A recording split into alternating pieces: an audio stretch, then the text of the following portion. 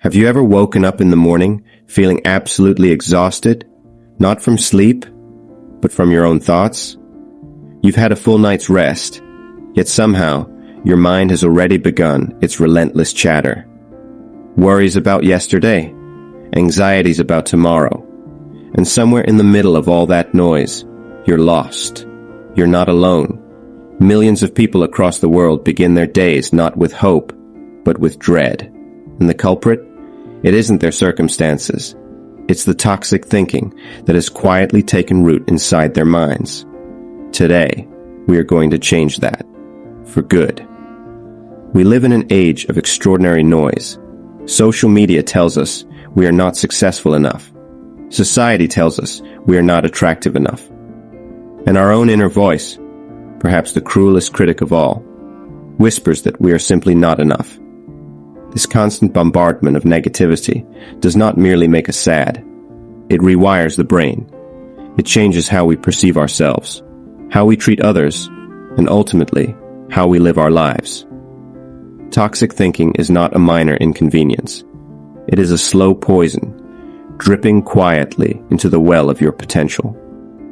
Allow me to introduce you to Priya. She is 28 years old, intelligent, caring, and deeply capable.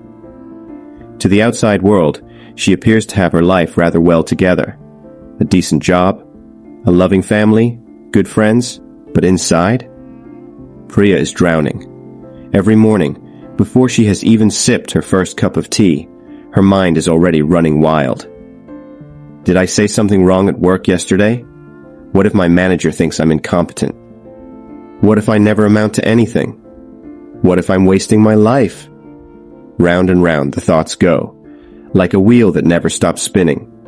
One quiet Saturday afternoon, Priya wandered into a second-hand bookshop, not looking for anything in particular, simply seeking a moment of peace away from the noise in her head.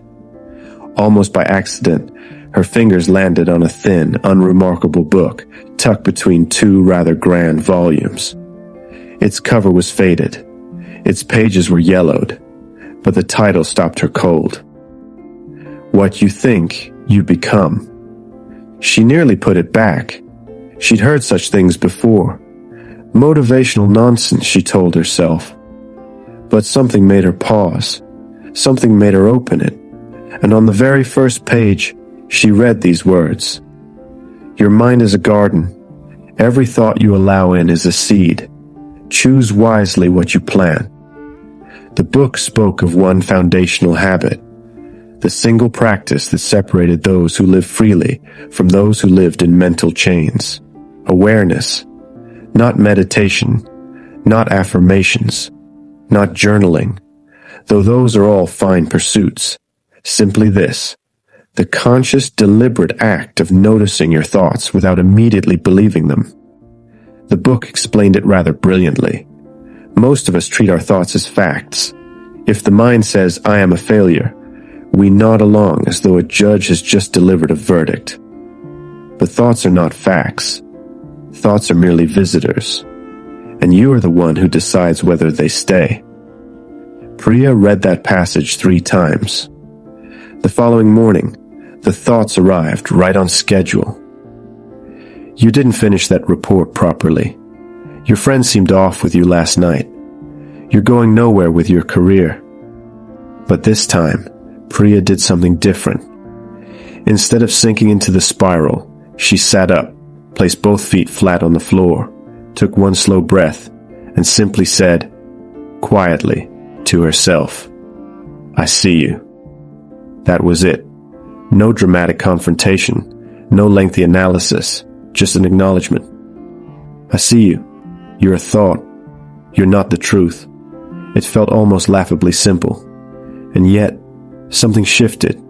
Just slightly. Just enough. Now, you might wonder, can something so simple truly make a difference?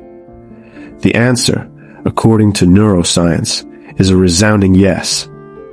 When we engage in what psychologists call cognitive diffusion, the act of observing our thoughts rather than fusing with them, we activate the prefrontal cortex, the rational reasoning part of our brain. This, in turn, quiets the amygdala, the region responsible for fear and panic responses. In plain terms, when you observe a thought instead of believing it blindly, you take back control of your own mind. You're no longer the passenger, you become the driver. Awareness alone, however, is only half the work. The book introduced a second essential step: replacement. An empty mind does not remain empty for long. If you remove a toxic thought without replacing it, the mind will simply reach for another one, often worse than the first. Nature, as they say, abhors a vacuum. So Priya began practicing what the book called intentional seeding. Each time she noticed a toxic thought, she would pause, name it, and then consciously introduce a replacement, not a false, saccharine affirmation, but a grounded, honest alternative.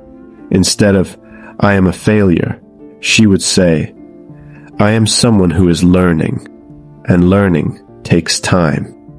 Not a lie, not pretend optimism, simply a kinder truth. Let us be honest with one another. This is not a fairy tale. Priya did not transform overnight. There were days, many of them, when the toxic thoughts came roaring back with tremendous force. There were evenings she sat in the bath crying, wondering if any of this was truly working. There were mornings she forgot every technique and simply lay there, consumed by the familiar darkness. But here's what she came to understand, slowly and surely: progress is not the absence of bad days. Progress is returning to the practice, even when it feels utterly pointless. She kept returning. That was her quiet act of courage. The book offered a third insight that Priya found perhaps the most practical of all. You cannot consistently grow a garden of healthy thoughts in a toxic environment. The mind absorbs everything around it. The conversations you have, the content you consume, the people you spend your time with. If your daily environment is saturated with comparison, criticism, and cynicism, your inner world will eventually mirror it. So Priya made some quiet but significant changes. She turned off non-essential notifications. She unfollowed accounts that made her feel small. She began spending her mornings, just the first 15 minutes, in deliberate silence rather than scrolling. Small changes, enormous consequences. 3 months passed, and whilst Priya would not describe herself as entirely transformed, she was far too sensible for such grand claims. She would tell you, quite honestly, that something fundamental had shifted. The thoughts still came. They likely always would, but they no longer had the same grip. They arrived. She noticed them. She named them. And more often than not, they drifted away like clouds passing across an otherwise clear sky. She had not fixed her life, but she had learned to live within it, more gracefully, more gently, more freely. And now, here's the part where I speak to you directly. Perhaps you recognized yourself in Priya's story. Perhaps your thoughts are different in their content, but identical in their relentlessness. Perhaps you have tried before to silence the inner critic and found it impossible. The truth is, you cannot silence it entirely. The mind is a thinking machine. That is rather the point of it. But you can change your relationship with your thoughts. You can stop treating them as gospel. You can learn to hold them lightly. And that single shift, that one quiet change in perspective, can alter the entire trajectory of your life. The 3 habits summarized. So let us draw it all together. The one habit that clears your mind of toxic thinking is not, in fact, one thing. It is a practice built upon 3 pillars. First, awareness. Notice the thought. Name it. Refuse to accept it as fact simply because it appeared in your mind. Second, replacement. Introduce a kinder, honest alternative, not false optimism, simply a fairer perspective. Third, environment. Tend the soil in which your thoughts grow.